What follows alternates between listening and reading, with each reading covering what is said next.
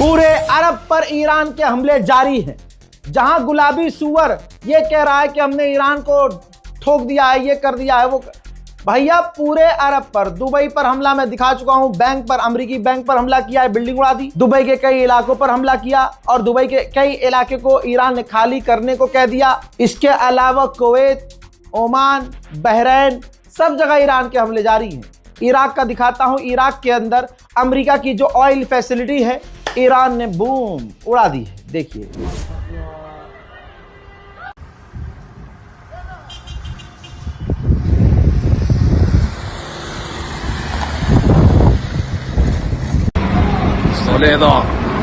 अब देखिए कुवैत ने कंफर्म किया है, कुवैत ने भी कहा है कि ईरान ने हमारे यहां भी हमला किया है और हमारे 2 से 3 सैनिक घायल हैं।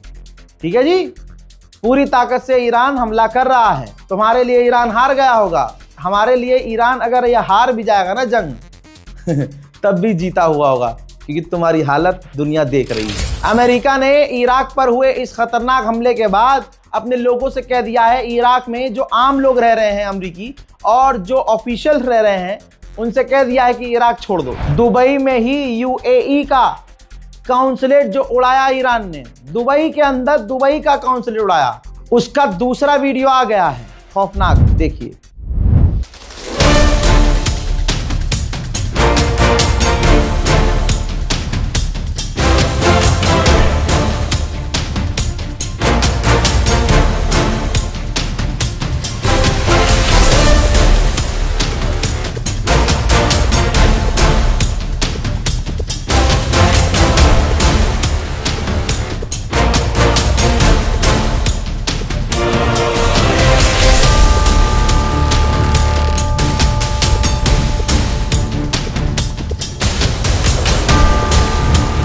मेरे दोस्तों, इधर अब्बास अरागची का भी आप आदेश देख लीजिए। कहा है कि अमेरिका का जो अम्ब्रेला है, सिक्योरिटी अम्ब्रेला, उसमें छेद हो गया है, वो सेफ नहीं है। मैं तमाम अपने पड़ोस के अरब देशों के भाइयों से कहना चाहता हूं, आप अपने मुल्क से अमेरिकी और इजरायलियों को निकाल दीजिए, क्योंकि अब वो उनके लिए सेफ नहीं है। अमेरिका का एक और बहुत बड़ा अखबार है न्यूज़ वीक, क्या लिखा है इसने, फुल स्क्रीन पर देख लीजिए भाई। इन्होंने लिखा है कि इट्स कॉम्प्लिकेटेड, यानी अमेरिका की सुपर पावर नेवी के लिए काफी मुश्किल होगा दोबारा स्ट्रेट ऑफ हॉर्मूज को खुलवाना।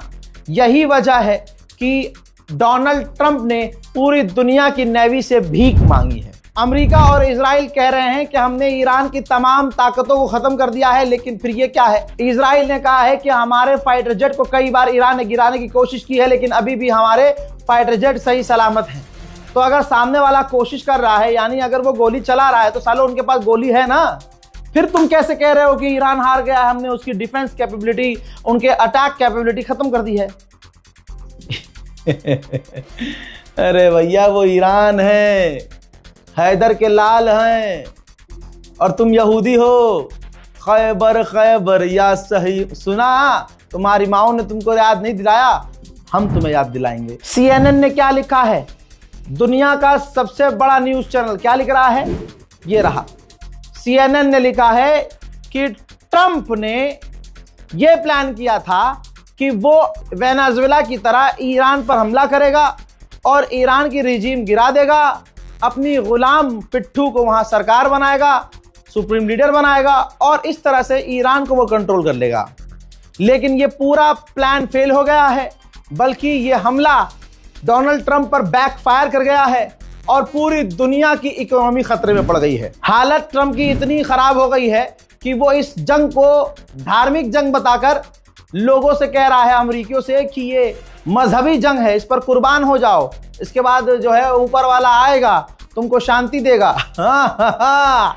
CNN ने लिखा है कि अमेरिकियों से ट्रंप कह रहा है कि इस जंग में कुर्बान हो जाओ, जबकि वो खुद, अमेरिकी खुद ये जंग नहीं चाहते। मजा आ जाएगा दोस्तों, दुआएं दीजिएगा, शेयर कीजिएगा इस वीडियो को।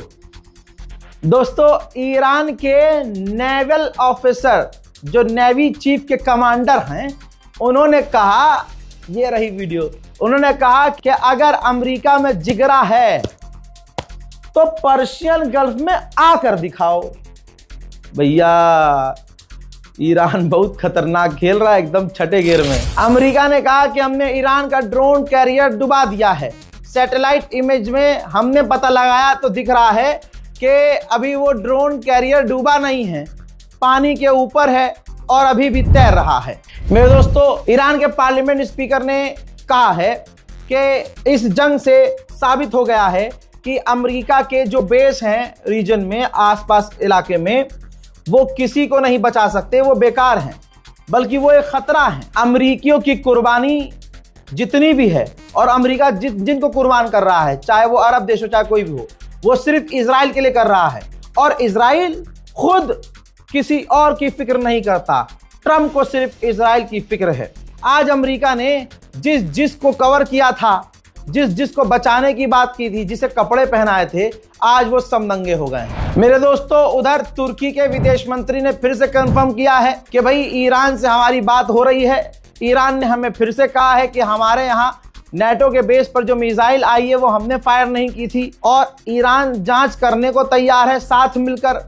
ईरान हमारा भाई है, हम उनकी बात मान रहे हैं और सुन रहे हैं। वहीं इजराइल जो हमास और हिजबुल्लाह का बहाना बनाकर लेबनान में आतंकी हमले कर रहा है, वो जेनोसाइड है।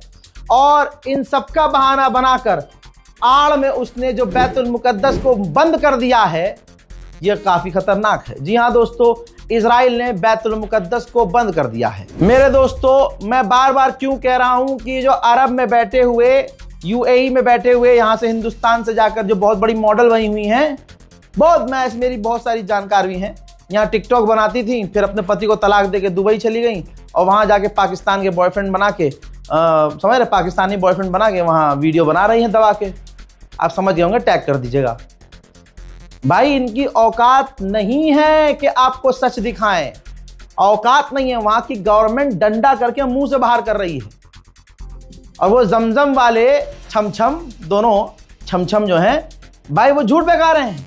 यूएई की जो प्रॉपर्टी वाला जो काम है भाई, रियल एस्टेट वाला, 30% डाउन है। सिर्फ छमछम थोड़ी ना वहां पर रियल एस्टेट का काम करते हैं, हमारे और कोई जानने वाले नहीं है क्या? ये अब दोनों पाकिस्तानी याजूज माजूज वही बस वही है दुनिया में जो दुबई में काम कर रहे हैं, बेवकूफ बना रहे हैं दुनिया का कि यहाँ सब कुछ सही है, तो कोई जहाज उड़ रहा है। अबे पौओ, काहे बेवकूफ बना रहे हो लोगों को? सच्चाई क्या है? अरब ने बहुत खतरनाक सख्ती कर दी है, बहुत खतरनाक, इतनी खतरनाक सख्ती है। देखिए, डेली मेल बर्तानिया का अखबार है, सबूत दिखा रहा हूं और इन पौओं को पहुंचा देना। ब्रिटेन के नागरिक को दुबई ने गिरफ्तार किया। क्यों? क्योंकि ईरान की जो मिसाइलें गिर रही थी, उस ब्रिटेन के नागरिक ने वीडियो बनाया और सोशल मीडिया पर पोस्ट कर दिया। ठीक, तो 60 साल के बर्तानिया के नागरिक को दुबई की पुलिस ने गिरफ्तार किया और कोर्ट में पेश कर दिया। कहा जा रहा है कि साइबर क्राइम के कई चार्जेस लगाकर दुबई की गवर्नमेंट अपने कानून के हिसाब से उस ब्रिटिश बुड्ढे को 2 साल की सजा सुना सकती है और बर्तानिया कुछ उखाड़ नहीं सकता। तो जब ब्रिटेन की गवर्नमेंट को अरब ने दिन में तारे दिखा दिए कि भैया हमारे कानून से ऊपर कुछ नहीं है, कह दिया ईरान के हमलों के वीडियो नहीं बनाने तो नहीं बनाने। ठीक, तो ये पाकिस्तानी वहां नचनिया मौजूद हैं और बहुत सारे लोग हैं जो ये दिन में, और यहाँ भारत के भी बहुत सारे हैं, वहां जाके ड्राइवरी कर रहे थे, बहुत बढ़िया ड्राइवरी कर रहे थे। अब ये जंग मिल गई उनको, तो उनको लगा कि व्यूज अच्छे आएंगे, अब वो बनाने लगे, लेकिन उनकी औकात नहीं थी कि सच दिखाएं। तो वो ऐसी जगह जा रहे थे जहां पर पूरा दुबई थोड़ी ना खतरे में है यार, सिर्फ उन जगहों पर खतरा है जहां अमरीकी बेस हैं। ठीक, जहां अमरीकी बैंक हैं, अमरीकी एजेंसियां हैं, वहां खतरा है। तो ड्राइवर जो है यहाँ से कफील की गाड़ी में बैठा हुआ, अकेला देखा कि कफील नहीं है तो वीडियो बना रहा है। गाइस, यहाँ देखिए कुछ, अस्सलाम वालेकुम गाइस, यहाँ देखिए कुछ नहीं है, सब शांति है। गोदी मीडिया बेवकूफ़ बना रहा है, सब बेकार है। हिंदुस्तान के अखबारों में चल रहा है वो बेकार है, जो टीवी पे और यूट्यूब पे दिखाया जा रहा है सब बेकार है। यहाँ बड़ा सुकून है क्योंकि उनके पिछवाड़े में दम नहीं है कि एक मिसाइल दिखा दे, एक डैमेज दिखा दे, नहीं दिखा सकते भाई। अबे 2 साल की सजा हो सकती है किसी बुड्ढे को, ब्रिटिश बंदे को। और इनको पहले धमकाया गया है विदेशियों को कि अगर तुम वीडियो बनाओगे, फोटो बनाओगे, किसी को बताओगे भी कि यहाँ हो क्या रहा है, तो तुम्हें परमानेंट डिपोर्ट कर देंगे, वापस दुबई नहीं आ पाओगे। तो तुमको लगता है जिन पाकिस्तानियों का परमानेंट, जिन भारतीयों का परमानेंट काम दुबई में है, उन्होंने अच्छा खासा पैसा दुबई में लगाया है, तो आपको लगता है वो वीडियो बनाकर दिखाएंगे आपको सच कि हाँ देखो यहाँ ऐसा मिसाइल गिरी है, ऐसा ये नहीं, वो तो दुआ भी नहीं करवा सकते कि गाइस दुबई के हालात सही नहीं है, प्लीज आप दुआ कीजिए। ये बोलते ही दुबई की सरकार हाथ डाल के पलट देगी कि साला इसका मतलब तुम वेरीफाई कर रहे हो कि दुबई पे हमले हो रहे हैं, जो हमारी इमेज बनी हुई थी सब खराब। अभी हाल भाई मेरे तो बहुत सारे दोस्त हैं वहाँ, वो खुद मुझे इन्फॉर्मेशन नहीं दे रहे हैं। मेरा दोस्त काला सुअर अनस, वो जानकारी नहीं दे रहा वो नहीं दे रहा भाई वो तो हमारे पत्रकार हैं अच्छे खासे, वो हमें जानकारी। मैंने मजाक में पूछ लिया, हाँ भाई सब सही है, अब तो अटैक नहीं हो रहा है। कह रहा भैया क्या बताऊं फटी पड़ी है मैंने कहा और कह रहा इससे ज्यादा ना बोलूंगा, पता नहीं फोन भी ट्रैक कर रहे हो साले